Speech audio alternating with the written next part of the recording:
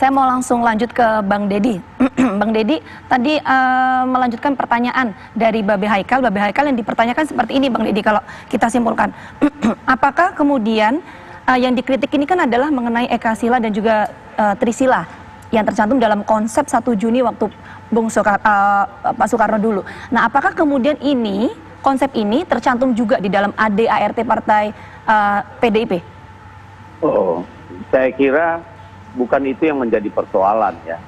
Karena kita harus membaca dulu pidato utuh Bung Karno ya, tanggal 1 Juli itu. Dan itu adalah semangat yang menjiwai organisasi, bukan negara.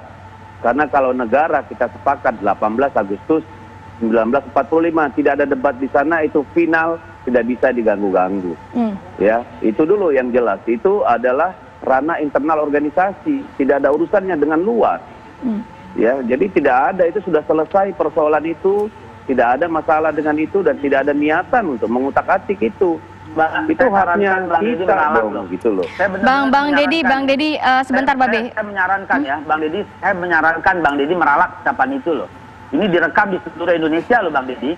Organisasi bukan negara. Pak, kalau organisasi berbeda dengan negara, Anda organisasi yang berbahaya. Hati-hati, mendingan Bapak ralat sebelum ini ditutup. Maksud Anda yang diralat apa? Itu sudah di ini urusan organisasi, bukan urusan negara. Anda jangan sembarangan. Pak Deddy, Anda jangan sembarangan menuduh berbahaya. Saya tidak itu organisasi yang legal terdaftar di Kumham. Apa yang Anda mau persoalkan? Saya nggak sembarangan. Agenda kita. Pak Deddy yang bicara barusan. Ajas kita Pak Deddy yang bicara Pancasila. barusan. Mendingan saya usulin ini, saya usulin baik-baik, saya usulin. Enggak, Anda nggak usah usulin, saya ralat. tidak perlu usulnya, ya. Sekarang Anggaran saya dasar tanya anggaran lagi. rumah tangga Acuan AD/ART kita acuan itu PDIP legal. sesuai AD/ART itu yang 18 Agustus atau yang 1 Juni? Acuan PDIP. Anda tidak ada urusan. Ini persoalan kita adalah ada tindakan melanggar hukum, ya. Pembakaran Bawa bendera hukum, PDIP, Pak. Anda nggak usah, saya tidak Itu akan sudah melayani selesai. itu bukan urusan kita. Babe Haikal, Bang Deddy. Umpamanya pertanyaan saya Oke. Itu bukan urusan Anda. Babe Haikal, baik, Bapak-bapak, kalau Anda saling berbicara, masyarakat tidak bisa mengambil poinnya. Jadi kita akan mendengarkan satu persatu begitu. Sebelumnya tahan dulu, saya akan ke Mas Adi. Ini biar adem deh, Mas. Ini gimana? Kalau dari sisi Mas Adi melihatnya RUU HIP, kemudian di belakangnya ada pembakaran bendera partai. Saya sampai lupa harus ngomong apa ini, Rati. Saya melihat Bang Deddy sama Babe Haikal ini semacam perdebatan 73 tahun yang lalu di BPUPKI tentang kelompok Islam dan nasionalis. Soal bagaimana merumuskan dasar-dasar dan ideologi negara. Kalau melihat perkembangan saat ini, saya menangkapnya 3 hal. Ada yang sifatnya teknis, ada yang sifatnya substansi, yang ketiga sifatnya politis. Kalau teknis itu mestinya di DPR itu kan ada Balek, Badan Legislasi, semua fraksi ada. Setiap fraksi bisa mengusulkan apa saja undang-undang yang bisa diusulkan tentang ideologi, tentang politik, tentang hukum, tentang perdagangan. Dan tidak mungkin undang-undang ini bisa dipublikasikan seperti RUU HIP ini tanpa persetujuan semua fraksi. Dan ada 7 fraksi di DPR yang Ada 7 kemudian fraksi mengusulkan betul, untuk RUU HIP betul. ini. Makanya kemudian perlu kita cek waktu Balek ini, adakah fraksi yang menolak RUU HIP? Itu yang pertama yang saya sebut sebagai teknis. Yang kedua, hal-hal yang sifatnya substansi, yang diributin misalnya, kenapa tidak ada TAP MPRS soal larangan organisasi terlarang seperti PKI, komunisme, Leninisme, dan seterusnya.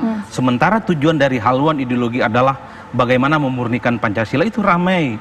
Ataupun misalnya tentang kenapa sih RUU HIP itu dipaksakan di tengah pandemi corona, padahal masyarakat lagi butuh makan, BPJS naik, dan semacamnya. Kenapa tidak ini saja yang dibahas? Nah, hal-hal yang sifatnya substansial semacam ini yang kemudian turut mewarnai keributan-keributan, termasuk misalnya soal adanya dugaan bahwa ini akan dipangkas, bukan 5 sila lagi, tapi Trisila ataupun Ekasila. Nah, yang terakhir yang soal politis, ketika ada pembakaran bendera partai politik PDIP, demo kemarin, disitulah kemudian hal-hal yang sifatnya substansi sepertinya agak meredup dan lebih pada faktor hukum, bahwa siapa yang melakukan pembakaran ini harus dibawa ke hukum dan seterusnya. Saya sih melihat kalau soal hukum bisa selesai, tinggal dilaporkan ke polisi, diusut siapa pelakunya. Tapi aspek politiknya ini akan panjang, ini akan memunculkan trauma masa lalu, bukan hanya soal di BPUPKI. saya membacanya ini efek Pilpres 2019 tidak akan selesai. Dan dampaknya apa Mas untuk ke masyarakat? Ya nggak selesai kegaduhan ini. Tapi Bahkan orang merasa corona ini tidak ada apa-apanya ketimbang soal RUU HIP dan pembakaran partai ini. Bisa dicek demo 2 hari kemarin, bisa dicek kemarin demo-demo yang dilakukan. Tidak ada physical distancing. Karena bagi mereka ini urusan harga diri, urusan politik dan penting. Ini yang kemudian saya khawatir hal-hal yang sifatnya substansial akademik perlu didiskusikan tentang RUU HIP itu nggak selesai. Yang ada adalah bagaimana show off tentang siapa yang paling benar, siapa yang paling salah dan harus dieksekusi. Tapi kalau secara substansi dari Mas Adi, apa poin-poin yang mungkin kritikan-kritikan mengenai substansinya? Kalau semua partai yang selama ini misalnya tidak setuju, boleh melanjutkan RUU HIP dengan satu catatan, TAP MPRS dicantumkan dalam konsideran. Saya kira sudah disetujui. Yang kedua yang agak ramai memang ketika Pancasila ingin diringkus menjadi Trisila atau Ikasila. Kalau saya sebagai dosen dan peneliti biasa saja sebenarnya melihat ini. Karena tidak sering sebagai membaca. upaya untuk kemudian mengubah ideologi Pancasila. Seperti halnya misalnya kita melihat Al-Quran. Kalau diringkas misalnya ada Ummul Quran, Al-Fatihah. Bukan berarti 30 itu yang dihilangkan. Tapi ketika diserhanakan misalnya Al-Quran ya seperti ada dalam Al-Fatihah. Sepertinya PDIP memaknai ketika dikonklusikan, ketika diringkus bahwa Pancasila yang 5 itu ternyata ada digotong royong gitu ya. Nah di kalangan Islam nggak seperti itu. Bahwa ketika misalnya Pancasila yang 5 ini dikonklusikan, misalnya mengutip apa yang disampaikan oleh Buya Hamka, yaitu tentang ketuhanan yang Maha Esa. Karena Pancasila itu diibaratkan angka 10.000. Satu itu ketuhanan, 40 di belakangnya adalah pasal-pasal lainnya. Sepanjang apapun 0 di belakangnya tanpa angka 1, maka tidak akan berarti. Karenanya ketuhanan yang Maha Esa ini adalah satu kesimpulan yang paling utuh kalaupun Pancasila ingin disederhanakan atau bukan disingkatkan jadi ketuhanan pasalnya. yang berkebudayaan seperti Babe Haikal menyatakan. Karena kalau kita melihat konklusi para akademis, kalau orang berketuhanan, dia pasti adil, dia pasti mengedepankan musyawarah, dia pasti mengedepankan kesejahteraan dan tidak akan zalim kepada orang lain. Itu versinya yang kelompok Islam ataupun faksi-faksi religius. Tapi teman-teman yang nasionalis seperti PDI punya mazhab lain. Maksud saya adalah perdebatan ini akademik sebenarnya.